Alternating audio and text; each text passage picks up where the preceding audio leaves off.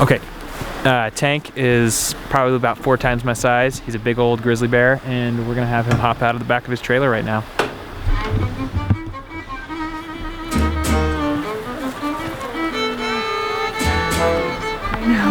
I can barely believe it. Hey, I'm Boston McConnaughey. Welcome to an exclusive behind the scenes look at the VR short film, How to Survive a Bear Attack, shot on the Nokia Ozo. Step number 1 in making a movie with the bear, take down the teepee. Step number 2, set up a modern tent.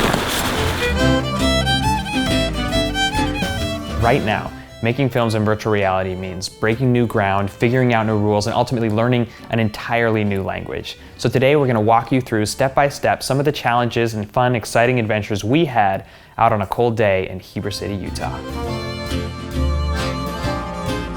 We arrived at the ranch of Doug and Lynn Seuss from the Wasatch Rocky Mountain Wildlife Foundation. And if you're wondering, yes, they own bears. Right off the bat, it was pretty clear that there were a number of puzzles to solve on this shoot.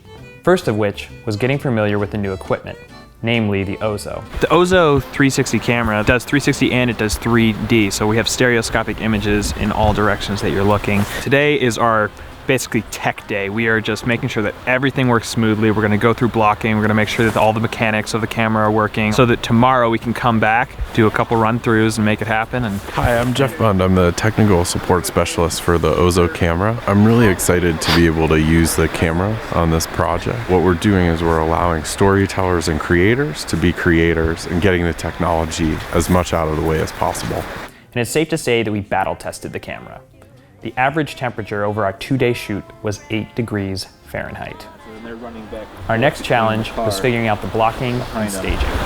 So my main concern is that this just looks really flat. Just blocking wise, if they're on the far side, we get 1, 2, 3 moving. When you're directing for VR, step 1 is to just boil down to basic human responses. If someone was to talk over here or point over there, where would I look? How would my attention be directed?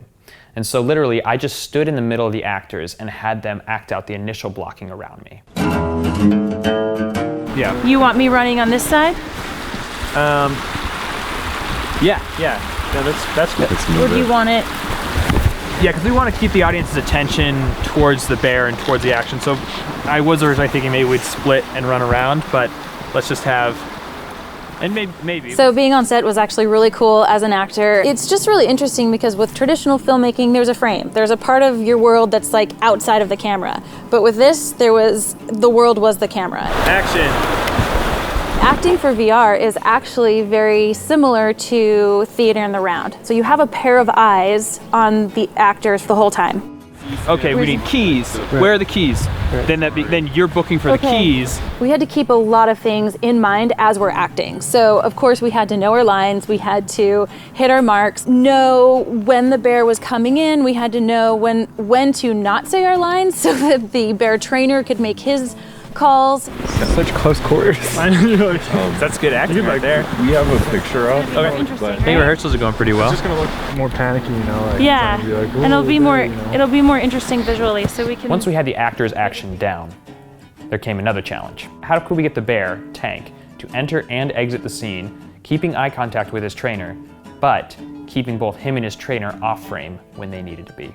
That's the hard part. He needs the key on me. Yeah. You're good. Why? Good. That's what I want. Just like that. Yeah, that's perfect. This challenge right here is where the live view of the Nokia Ozo really made the shoot possible. We set up Video Village hidden from view on the far side of the scene behind a van. We had to hide everything on set, including a whole person, and including a bear actually, because we had to have the bear behind a van, but visible to a trainer, but not have them visible to the camera at the beginning of the film. Like here? From there, we were able to give extremely specific marks for each actor. That's it? That's the sweet spot? We were able to move the van a couple inches or move an actor a few feet to the right or a few feet to the left. Oh, that's great.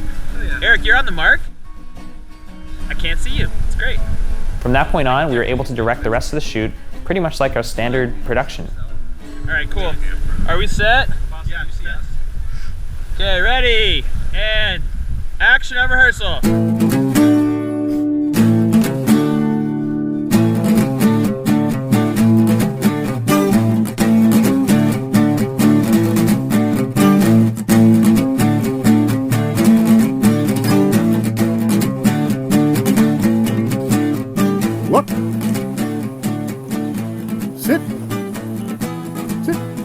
bag.